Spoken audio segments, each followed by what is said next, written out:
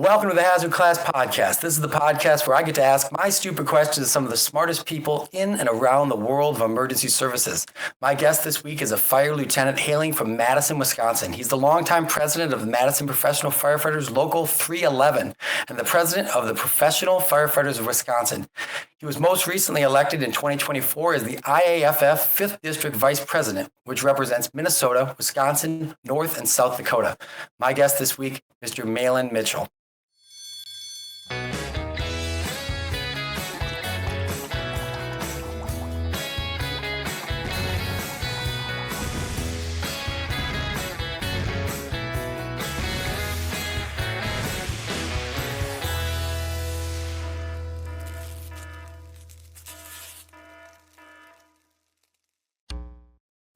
Mahlon, thank you for joining me today. I appreciate it. Good to be here. Good to be with you, brother. Yeah, awesome. I appreciate the time you taking to chat with me, get to know you a little bit more, and then talk about the IAFF in totality, what's going on this year, what kind of the hope of the future is. So as is, the format of the show, we open up every show with the Wheel of Stupid Questions. Just a reminder that asking questions is good.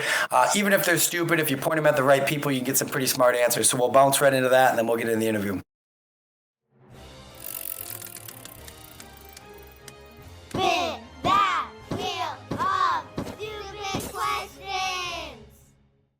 Okay, real wheel, spinning the wheel. We'll see what we get. Yeah, we'll see if you have an opinion about this at all. In the movie Rambo: First Blood, do you think John Rambo is the good guy or the bad guy? Well, you won't believe this, but I don't think I've ever seen that movie. Ooh, this is a hard one to stomach. Man, you never seen Rambo: First Blood? Oh, that's okay. Well, you got homework after the podcast now. That's with Rocky, right? I mean, Sylvester Stallone. Yeah. It's quintessential Rambo. That's the first one. It's probably the best one. But yeah. Oh, I don't think I've seen it, man. Oh man. Okay.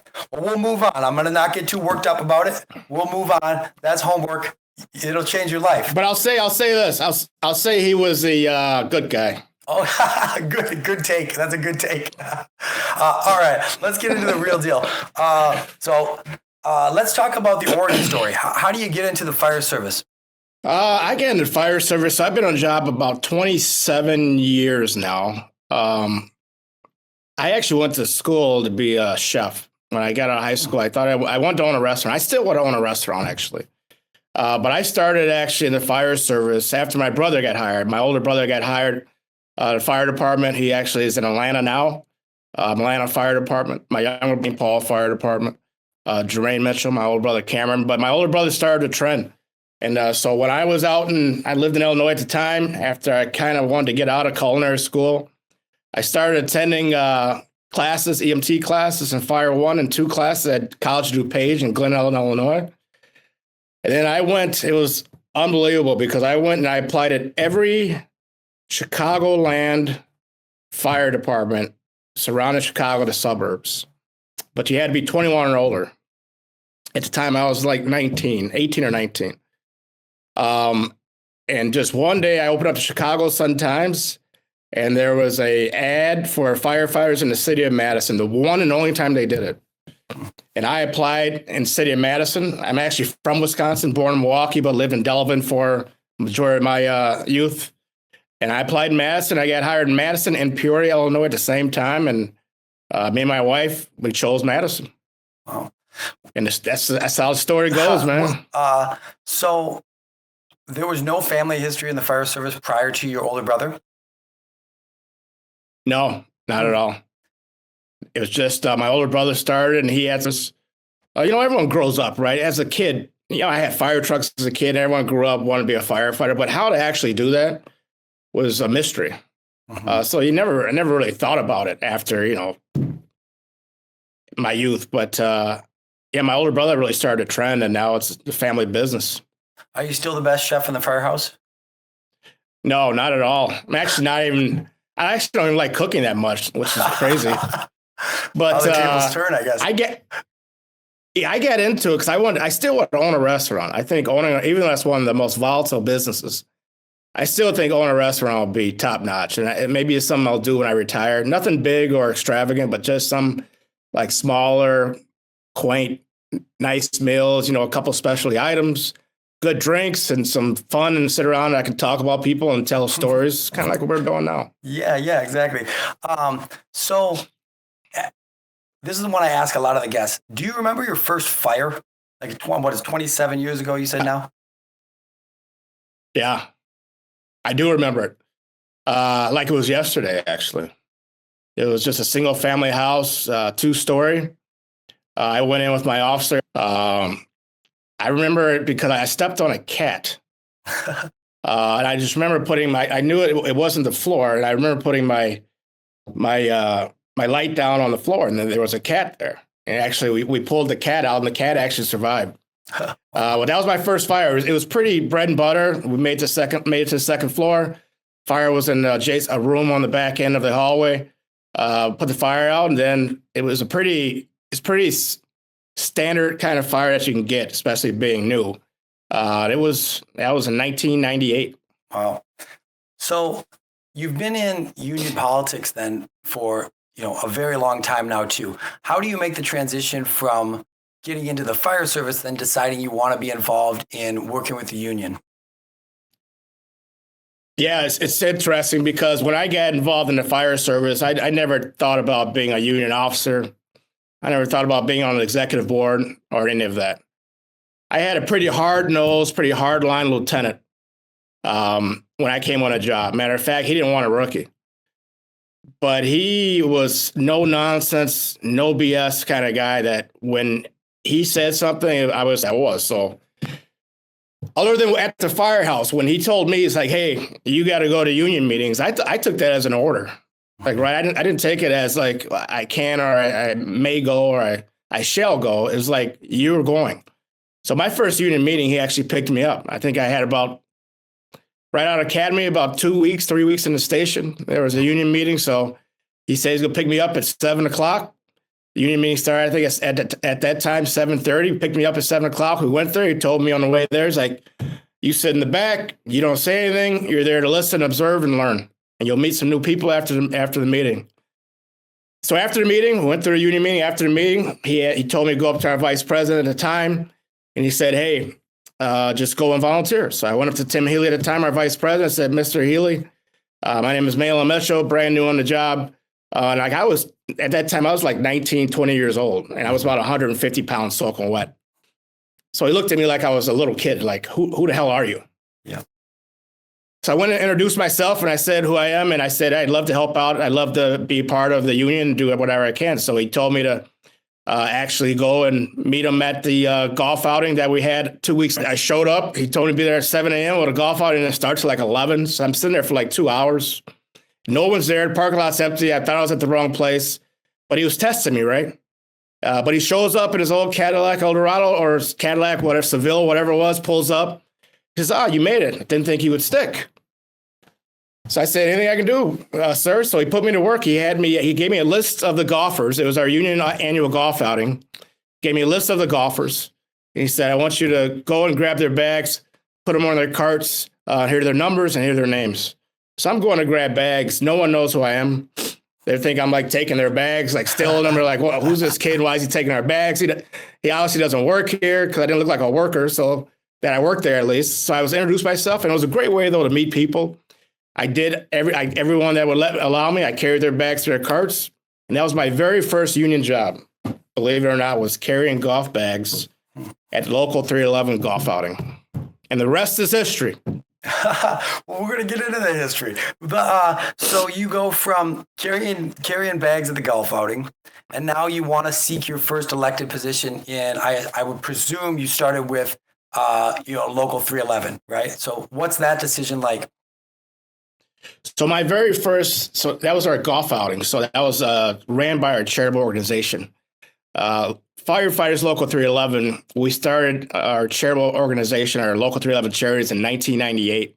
Actually, very shortly after I got on the job, after a bus fire that we had in Madison on the west side of town, where a man got on a bus, had a full thing of gasoline, poured it all over the bus, the driver, everyone there included, and lit himself and the bus and the driver and everyone on fire.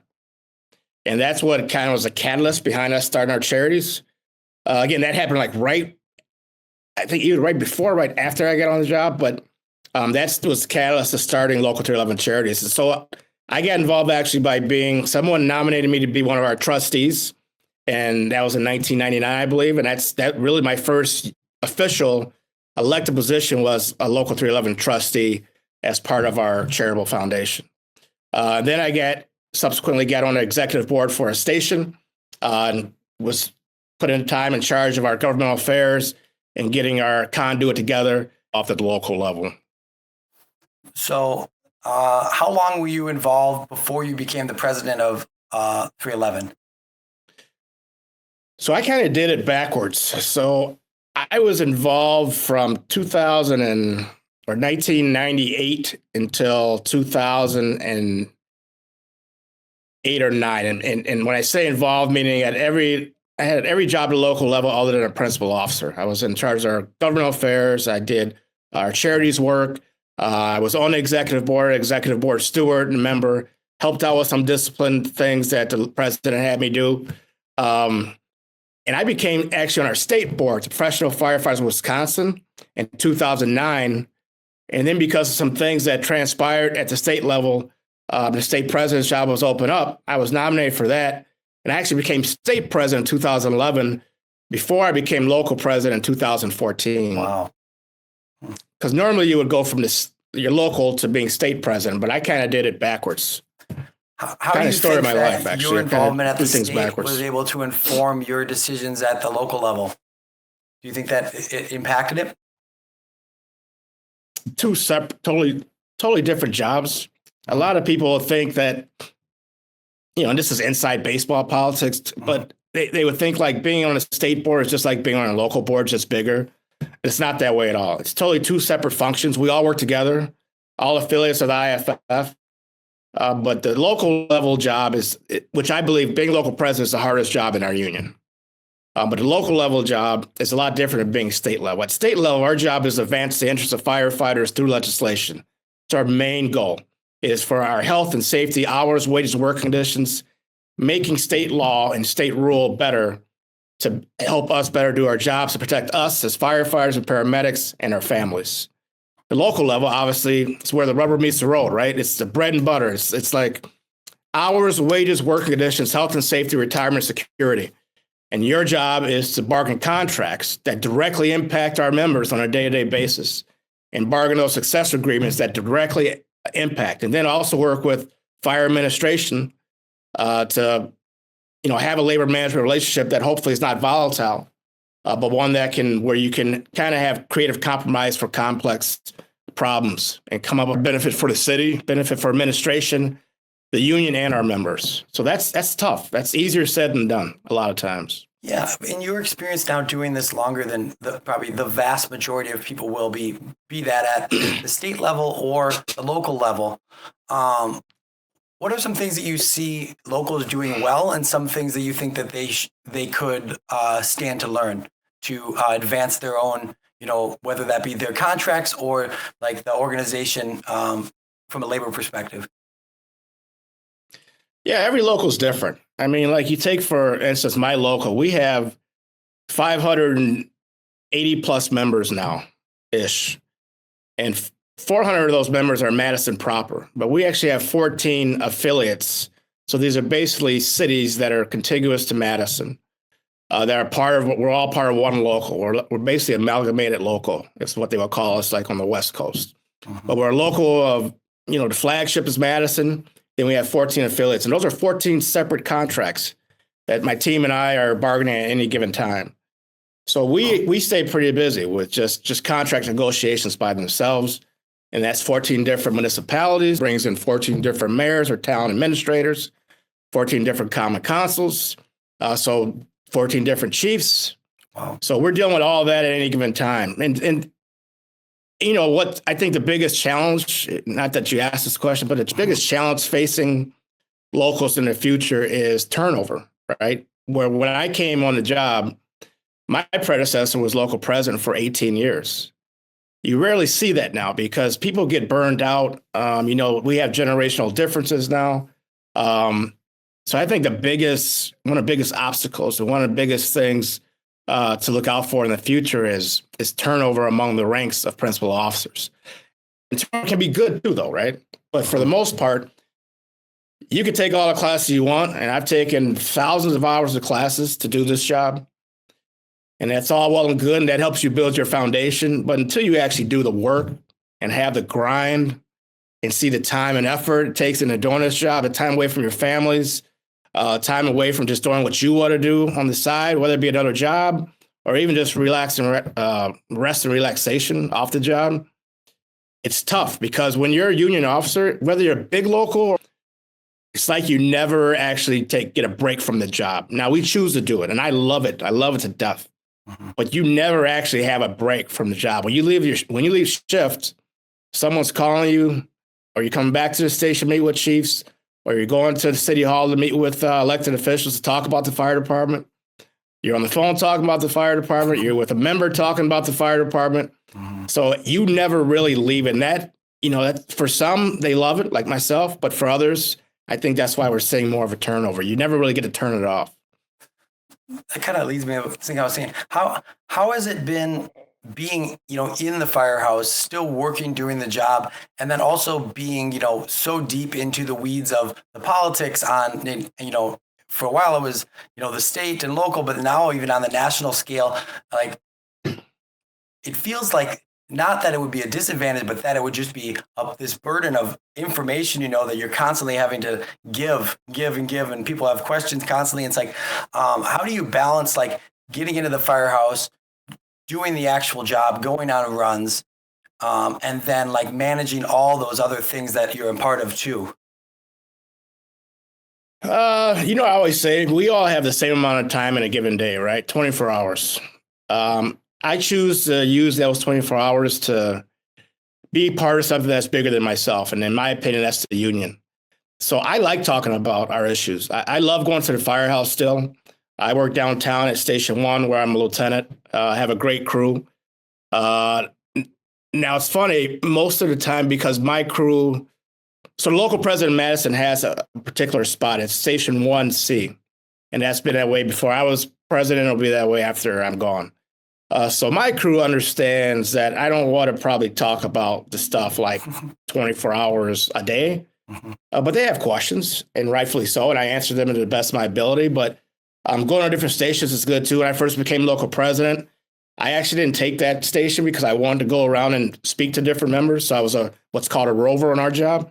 So I would be at a different station on every shift for the most part, and so I could actually sit down and talk with people. But having the knowledge and the information just by being part of all these unions, these entities, and these affiliates gives me a unique ability to actually be able to spread the message, whether it be via email, social posts, is like one-on-one, or going to the station and talking to our members, or being at the general membership meeting and being able to answer questions that possibly some other local officers couldn't. So I look at it as a plus. I'm not going to be state president. This will be my last year. We're still working out transition.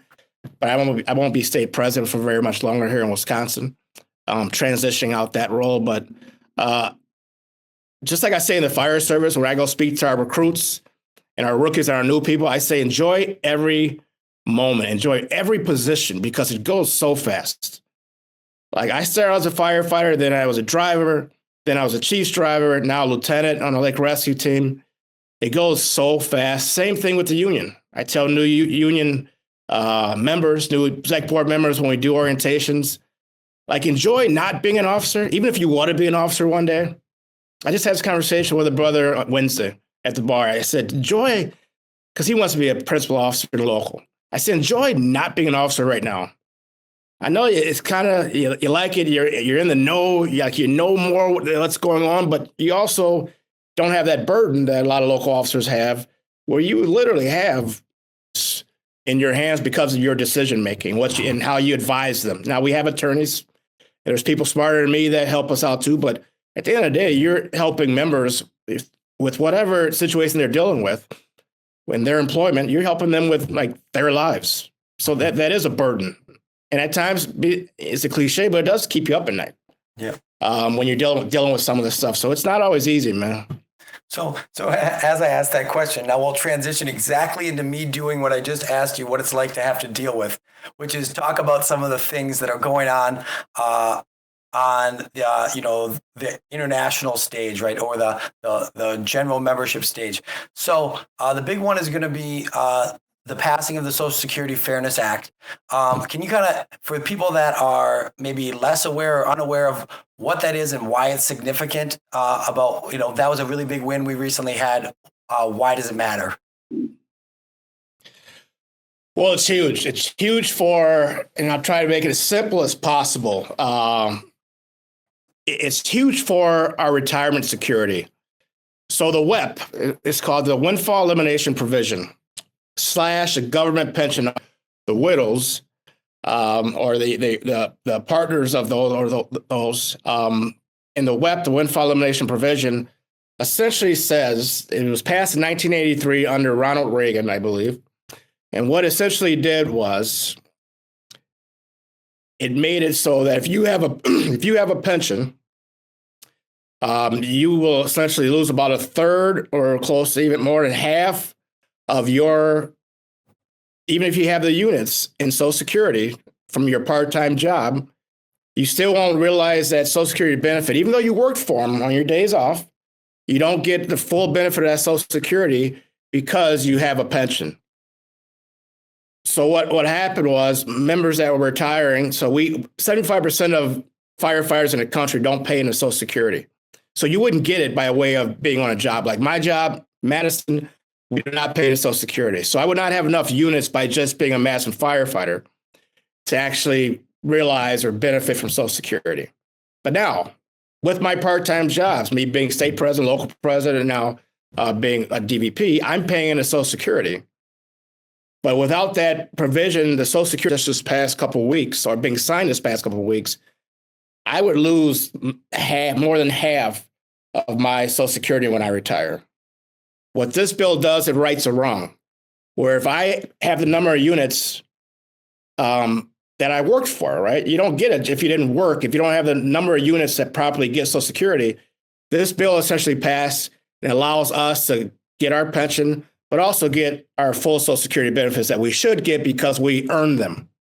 So for most retired firefighters, it will be on average $500 more a month in their pockets. That, again, go into the community, that will go into the economy, but it's money that was earned that you were not getting before this bill was passed. And this bill is huge, man. This is probably the biggest bill, and I can't speak for the IAFF in its entirety, but I can say during my lifetime, being part of IAFF for 26, 27 years, this is the biggest bill. And I've heard folks that are been doing this a lot longer than me.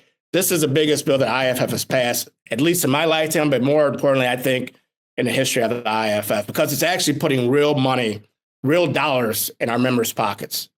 And in, the way it's being worked on for years, decades.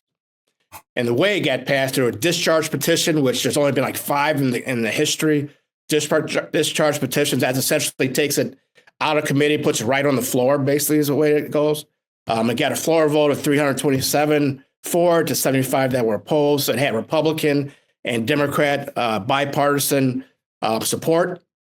And the thing got passed, it got signed on this Sunday that we were actually at ALTS. So that was January 6th, I believe. Whatever that Sunday was, it got passed. And our general president was at the White House, Ed Kelly, when it got passed and signed, or when it got signed by President Biden. So it's a big effing deal, as Biden would say. Yeah, big. That's great. And I'm happy to have you explain it. So I know there's been some, maybe not disinformation, but lack of information that some people that, aren't into reading a lot about it didn't quite understand. But I so appreciate that. So next thing I want to hit on is the fight to remove PFAS from turnout gear. I know this is a big one for GP Kelly, and trying to just plug down this line of getting this removed for the sake of our membership. I understand there's some things that have been updated through the NFPA that are starting to come down the line. Where are we at with that? What's the update? So a quick update is NFPA 1970, the PPE standard. We had many members from the IAFF that provided expert testimony. And what we essentially got is what we wanted, and that was to actually have, we're not all the way there yet, I shouldn't say that, but actually have chemical substances lists that essentially would be banned or prohibited from being used in our gear. And there's a list of not just PFAS, but other substances that are used in our gear and additives that there's actually a list that's spelled out in the standard. There was about 5 cities that did a PFAS-free gear turnout study. And those cities were, I'm going to look at them here quick, Denver, Miami, Ottawa, Prince George's County, and San Francisco. The report should be out soon from those studies. But essentially, there's working on it from 2 or 3 different angles. There's an NFPA standard, not using a UV lighting to change that standard. 1970 standard just came out that regulates or garners the PPE. There's the PFAS-free next-gen gear study that's happening. And legislatively, they're actually looking at, it's called Next Generation Protective Gear. There's a bill in the House that essentially would provide funding to do more research for gear. It would be under the Homeland Security, I believe, but would provide more research for gear. Also have firefighters part of that research and part of that gear, and have the IAFF actually also be part of that. So going forward, we wouldn't just have scientists creating our gear, but we have firefighters and folks industry experts that actually use the gear being part of that research as well. So it's being hit from all different angles, and IAFF is leading that charge. That's great. So we couldn't have a conversation and talk about the fire service without touching, at least in part, with California. I don't know when this is going to come out, but it's the 17th of January right now. And so we're in the midst of the fires in the Palisades and everything, the devastation that's happening on the West Coast. What has been the IAFF's involvement to this? Obviously, I've seen them sending support. I saw the general president was out there. What has been the IAFF's role in supporting that, local and that community through this? It's been intense. Our General Secretary Treasurer, Frank Lima, actually lives out in LA. So we were all out in New Orleans at our educational conference. He actually went home early because of the fires and how it was quickly approaching the area that he also lived in. So our general president went out there right away. They walked the grounds with some elected officials to kind of survey the damage. But it's horrific. Now, I haven't been out there, and I'm seeing everything that you're seeing on TV. So I don't have any inside information. I can say that the communications we're getting back from the IAFF, they're obviously through the IAFF Charitable Foundation. There's some giving that you can do there, and also through the IAFF, there'll be more information to come out. But, we have our disaster assistance. So, we never think, well, a lot of our members, if you haven't been through a disaster like that, which most of us haven't, especially the hurricanes that happen down south and out east. You look at the flooding that happens down south and out east. Now look at the fires. Fast forward to the fires that are happening in LA and the Palisades today. Who takes care of the members that are out there taking care of the community? Right? Because those members are at risk. Their homes, their families are at risk as well. But we're out as IAFF members, firefighters, paramedics. We're out there actually taking care of our communities, and that's nonstop. And though I'm sure those brothers and sisters are working 24/7, and shifts are being changed, and they're working multiple shifts to help out and put out those fires. Well, who's taking care of their home? Who's taking care of their families, their husband or their wife or their kids at home? That's where the IAFF disaster assistance comes into play. And that's where there's regionally placed trailers. There's members that are part of disaster assistance that comes actually into that area to go to our members' house and helps their families get out and evacuate, or helps board up their home if there's a hurricane coming. So that's where the IAFF does, in my opinion, some of the greatest work that we do. And that is having our members' backs, helping those who help others, because they're out there. Somebody needs to take care of those members. And that's what the IAFF does. And they have done, and they continue doing. And they're doing it right now out in LA.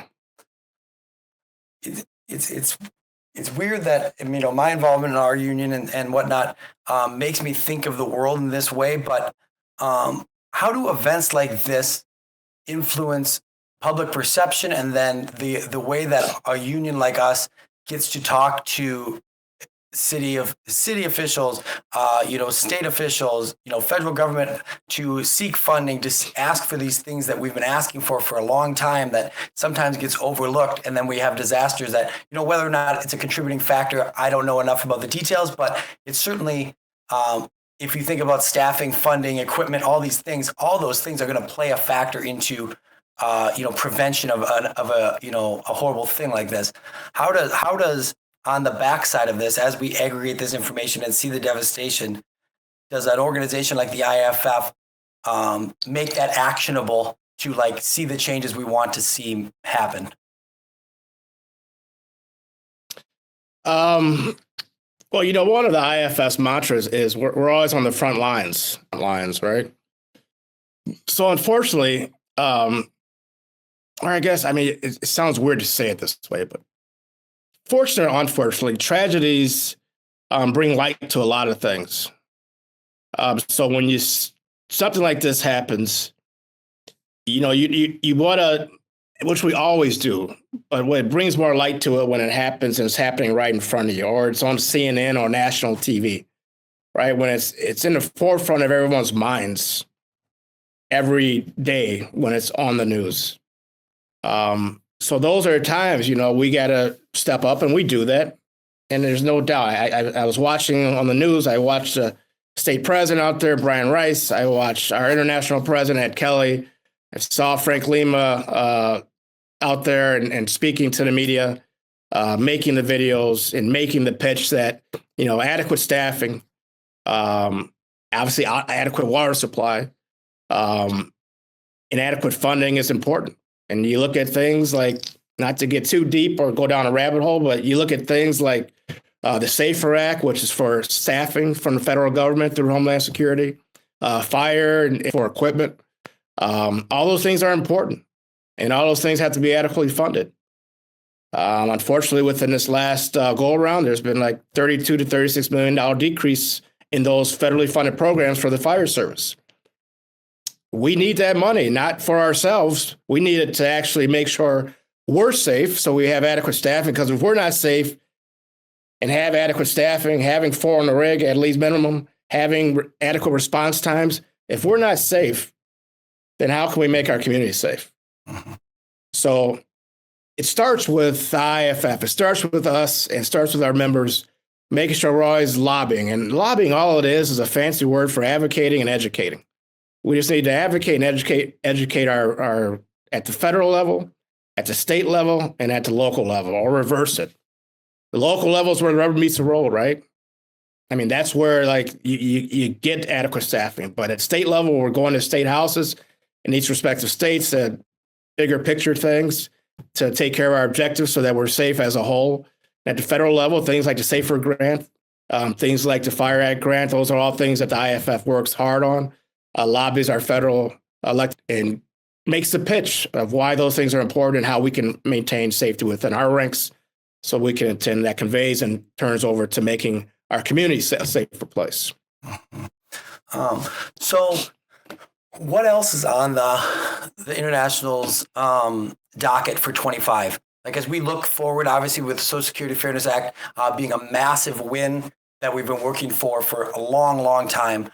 PFAS is ongoing. We seem to have traction. What are some other things that we're trying to highlight in 2025 going forward? There's a lot of things that are, as far as legislative priorities, probably the one that I think is, me personally, I think is one of the most important, is occupational cancer. We have a lot of brothers and sisters, unfortunately, that are dying of cancer, whether it be our gear, whether it be the things that are within. You look at the PFAS and the things that are in the toxic chemicals in furniture. It's been talked about a lot. Us car fires, our mask having metallic buildup. There's so many things that are happening. that unfortunately our job is hazardous as it is, right? It's inherent dangers within our job. We all know that when we take that oath. But some of the things, the byproduct of some of the things that we see and that are hurting us, like occupational cancer, are not things we necessarily knew we were signing up for. So there's a bill that essentially will provide, unfortunately, at a time of death right now, that public safety officer benefit, the PSOB benefit, the federal dollars that come if you die in the line of duty. There's bills and there's work being done to tie that also to allow occupational cancer to be part of that line of duty, essentially where the federal government will recognize it as truly a line of duty with occupational cancer, and your family or your state will realize that benefit. It's about 300, and don't quote me on that, but I know it's over $360,000, I believe, that will go to your family. So right now it's just tied to the line of duty death, right? So you die in fire, you had a car accident, you get hit, line of duty death, you get it. But occupation, it's also there for PTSD if you have clinically diagnosed PTSD as a result of that. That's part of it as well. And that's something that the IAFF got passed years ago. The next step now is to tie occupational cancer to that as well. But the IAFF legislative priorities are vast. We look at, years ago when I came on the job, we did not talk about behavioral health per se. It was more like, you sign up for this, and if you can't take it, if you're not tough enough to take it, there's a door. But the IAFF has done a lot, and we've done a lot within our ranks back at home. And when I say we, I mean firefighters. Like the new generation, I think, has helped. But, we talk about behavioral health in a real way and don't just gloss over it. But you look at peer support teams. You look at statewide peer support teams. You look at IAFF as a peer support team as well that will actually go to places like LA and other places and talk to our members that are struggling through it. So there's a lot of things that the IAFF is doing that are doing in the forefront. You just talked about the gear, which again, linked to cancer. There's a lot of things that are being done to take care of our members. And IAFF is a great place, man. And I know I'm biased in saying that, but and even now being DVP, I bought the IAFF, being DVP, my eyes have been opened even wider. And some of the things that IAFF's involved in when it comes to OSHA standards, NFPA standards, when it comes now, we have a full-time medical officer that works out of DC, works at the IAFF, Dr. Wu, that can provide medical and expert testimony. There's so many things that IAFF is involved in, organized, and we've organized our district, our DVP Emeritus Tom Thornburg. Because of him, we were last year in 2024, we were fifth in the IAFF and organizing new locals. And we're a small district, about 7,300 members. So there's a lot of exciting things happening and a lot of things that I want to build upon here at our district and also help to put in place at the federal level as well with the rest of the executive board and at the leadership of our general president. Mm-hmm. So as we kind of look to start to wrap up here, what are some other resources that the IAFF has that some people maybe aren't aware of?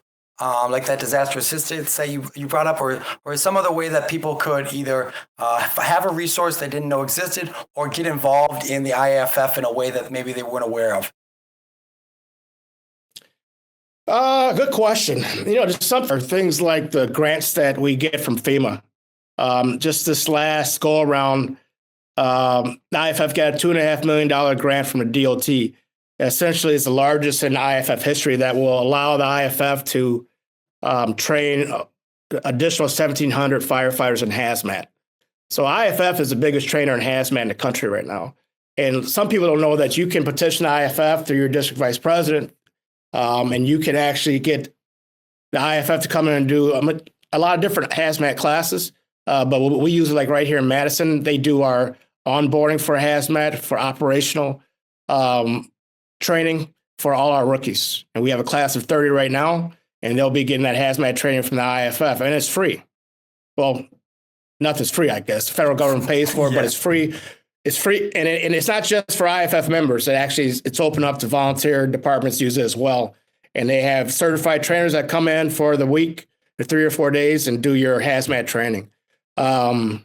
We have the Center of Excellence when we talk about behavioral health.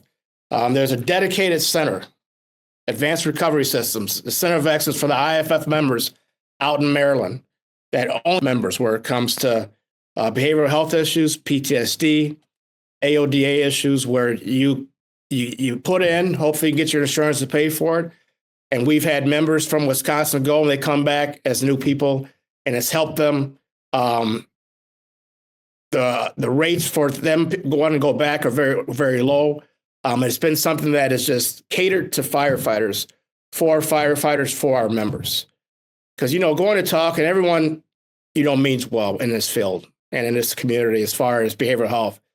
But talking to a peer or someone that kind of gets us, we're a different group, as you know. So someone that gets us, or someone that's been through it, or someone that's on the job that can understand what we're going through is always shown to help. And peer-to-peer support has proven over time to be the better way of going about getting the help you need so you can get back on the job and get back to doing what you love. But the IAFF, when it comes to our field reps, my job as DVP, making sure our locals are serviced. So when you have contract negotiations, we can do what's called a municipal financial analysis. Just your city telling you they're poor is one thing, or that they don't have money, because they're always going to say that. I don't care what city you're from. But we can actually look at that. And the IAFF can do what's called municipal financial analysis.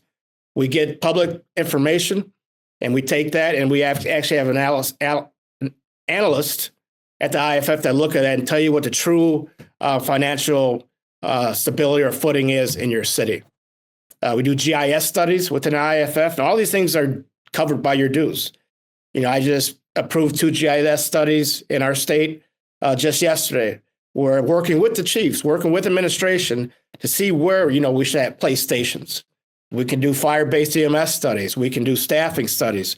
And IAFF does all these things along with education for our members. We have the alts every year. We have the 5th District Conference, which will be our district, which will be next year in the Twin Cities. And backing up a little bit, just so everyone knows, the IAFF, we should have started with this, Jake, actually. Yeah. The IAFF is split in 16 districts. So there's a general president, Ed Kelly. He's out of Boston firefighter. There's our general secretary treasurer. His name is Frank Lima, LA City captain firefighter. And then we have 16 district vice presidents. Our union is made up of about 352,000. We have 16 districts IAFF split up in. That's between United States and Canada. That's why we're called an international union. Our district that we're all in, that I'm the district vice president of, is Minnesota, North and South Dakota, and Wisconsin. Make up about 7,300 members. One of the smaller districts within the 16 districts, but we're the fearless 5th, man. We're one of the mightiest and the strongest.